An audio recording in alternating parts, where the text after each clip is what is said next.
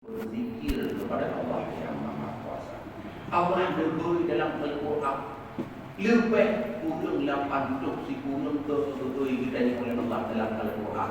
Di kita ni ada siapa boleh ke handai dahulu untuk kayu berzikir kepada Allah. Siapa boleh ke handai dahulu untuk kayu ibadah kepada Allah. Tapi Allah dalam Al-Quran 80 si kurang ke kita ni kupuhoi sampai bukti cinta kasih sayang Allah kepada kita. Ya ayyuhallazina amanu zkurullah zikran katsira.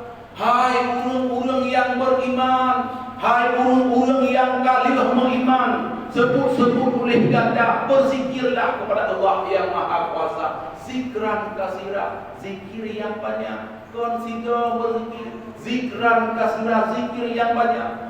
Allahu Akbar, Allahu Akbar, Allahu Akbar, La ilaha illallah, Wallahu Akbar, Allahu Akbar, walillahil hamd.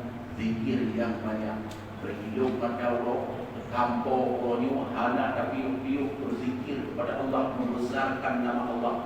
Yang orang yang kali berzikir kepada Allah, yang orang yang berubah kemenangan di Allah yang Maha Kuasa, Allah yang berbahagia.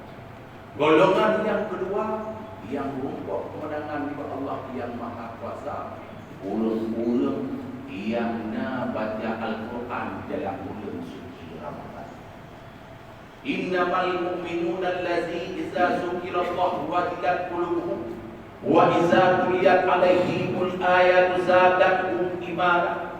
Orang-orang yang nanti baca Al-Quran, gugup bulan puasa Ramadan dengan membaca Al-Quran. Pura-pura dalam bulan puasa Ramadan berlalu dengan membaca Al-Quran.